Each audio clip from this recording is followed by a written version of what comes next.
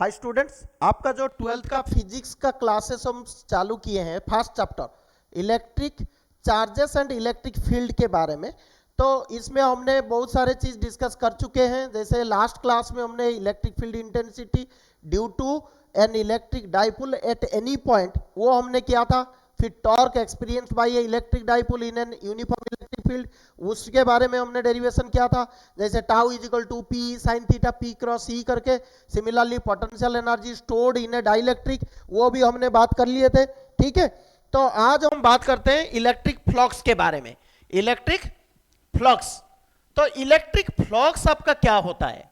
ठीक है, देखो इलेक्ट्रिक फ्लक्स का मतलब होता है कोई भी एक एरिया दिया हुआ है, उस एरिया से जो number of electric lines of forces होते हैं, इलेक्ट्रिक फील्ड लाइंस जो पास करते हैं उस एरिया से, उसको बोलते हैं इलेक्ट्रिक फ्लक्स। तो सपोज मैं आपको बोलता हूं ये एक पर्टिकुलर कोई एक एरिया है, इसके थ्रू सपोज आपका इलेक्ट्रिक लाइंस ऑफ फोर्स जा रहा है, ऐसे करके जा रहा है। ठीक है, तो मैं अगर आपको बताऊं कि what is the electric flux, so electric flux means the number of lines of force passing through that area.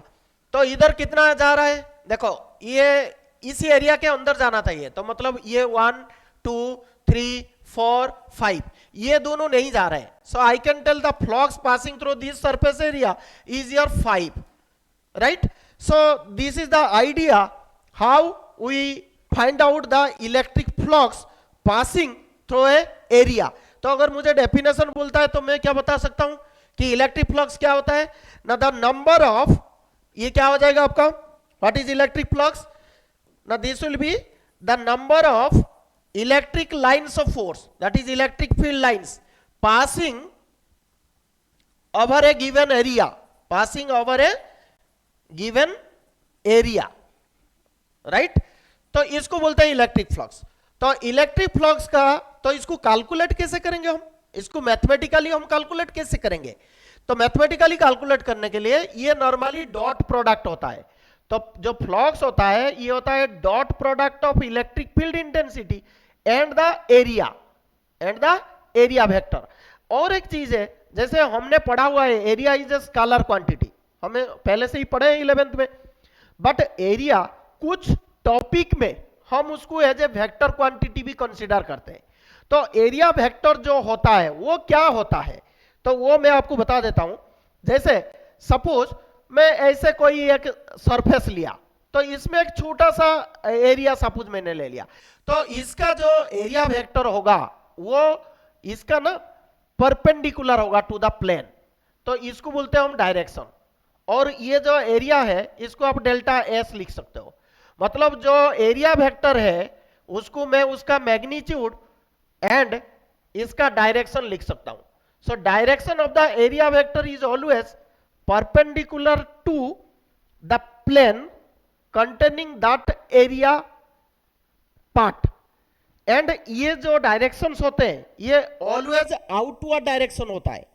मतलब देखो, जैसे मैं एक बुक रखा हूं, सपोज ये एक बुक है, तो दिस इज अ सरफेस, तो इसका जो परपेंडिकुलर होगा ये इस डायरेक्शन में होगा और नीचे भी हो सकता है, तो हम नॉर्मली बोलते हैं इनटू द पेपर या out of the paper. So by default जो एरिया वेक्टर होता है फिजिक्स में, उसका जो डायरेक्शन हम लेते हैं ये आउट ऑफ द पेपर लेते हैं। क्या लेते हैं हम? Out of the paper.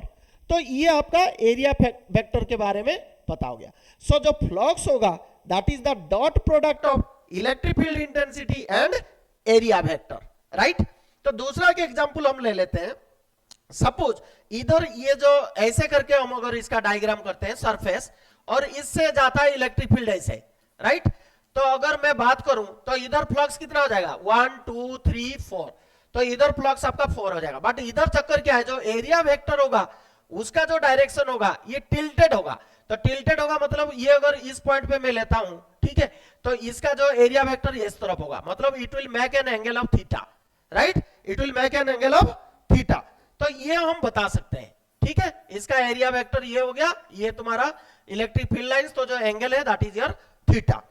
तो इस तरह हम इलेक्ट्रिक फ्लक्स एसोसिएटेड और passing over a surface area find out कर सकते हैं. सो this is the dot product of electric field intensity and the area vector, right. तो अभी आप देखो, so what will be it's SI unit, आप बता सकते हो what will be it's SI unit.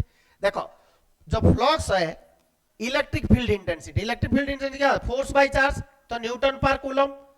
And what is your area, area होता है मीटर स्क्वायर. तो ये आपका एसआई यूनिट हो गया. सिमिलरली अगर मैं इसका डायमेंशन के बारे में बात करूं तो डायमेंशन आप फाइंड आउट कर सकते हो. तो डायमेंशन क्या होगा बताओ. सो न्यूटन क्या होता है, फोर्स, तो फोर्स का क्या होता है M L T minus two पर कूलम. कूलम आपको पता है एटी होता है, तो -1 हो गया. और मीटर स्क्वायर, मीटर स्क्वायर मतलब ये एल स्क्वायर हो गया. तो इसको जब हम फाइंड आउट करेंगे तो ये m टू द पावर 1 हो जाएगा, l to the power n, l to the power 2, तो l to the power 3, t to the power -2, t to the power -1, t to the power -3. So the dimension of the electric flux will be m1 l3 t -3, right. तो ये आप find out कर सकते हो.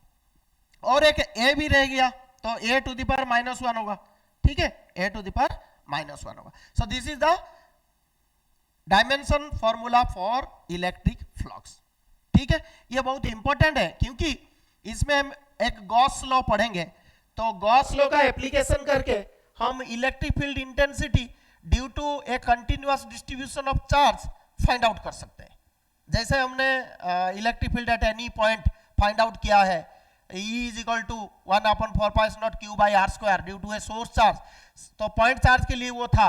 अगर continuous distribution of charge है तो उसके लिए हम गॉस लॉ पुट कर सकते हैं. तो अभी हम गॉस लॉ के बारे में बात करते हैं. तो उसको हम बोलते हैं Gauss law in electrostatics, in electrostatics, right. तो गॉस लॉ इन इलेक्ट्रोस्टैटिक्स क्या बोलता है, देखो ये बोलता है, it states that the total electric flux passing over a given surface is equal to the 1/epsilon naught times the charge enclosed by the surface. तो मतलब ये होता है flux is equal to 1/epsilon naught times the charge enclosed by the surface. तो कोई भी, जैसे मैंने इधर प्लस क्यू चार्ज लिया, तो इसमें ये आपका अगर एक एरिया है, ये क्लोज सरफेस होता है, इसको हम गॉसियन सरफेस बोलते हैं, इसको हम गॉसियन सरफेस बोलते हैं, राइट. तो इसमें गॉसियन सरफेस में जो total number of electric lines of force इससे पास होगा वो गॉस लॉ इन इलेक्ट्रोस्टैटिक्स होता है. So that means this flux will be your q upon epsilon not. और आपको पता है एप्सिलॉन नॉट क्या है, it is the absolute electric permittivity. इसका वैल्यू होता है 8.854 into 10 to the power -12, right. तो ये फॉर्मूला पुट करके आप इलेक्ट्रिक फील्ड इंटेंसिटी और इलेक्ट्रिक फ्लक्स फाइंड आउट कर सकते हो, ठीक है. तो इसका एप्लीकेशन हम नेक्स्ट क्लास में पढ़ेंगे, right. So this is the basic idea about the electric flux. जैसे मुझे कोई क्वेश्चन देता है, सपोज कि इलेक्ट्रिक डाइपोल रखा, ये ऑब्जेक्टिव टाइप क्वेश्चन पूछता है. अगर एक इलेक्ट्रिक डाइपोल है, इसको अगर मैं ये एरिया, मैंने गॉसियन सरफेस ले लिया, so what is the flux associated with this surface. देखो टोटल चार्ज इधर कितना हो जाएगा, प्लस क्यू माइनस क्यू 0 हो गया. सो टोटल चार्ज 0 हो गया, तो टोटल फ्लक्स कितना होगा 0, right. So this is a 1 mark question. The total electric flux passing through a surface area enclosed bye N electric dipole, ये कितना हो जाएगा 0 हो जाएगा, ठीक है. सो नेक्स्ट क्लास में हम एप्लीकेशंस ऑफ गॉस लॉ पढ़ेंगे, राइट. Thank you.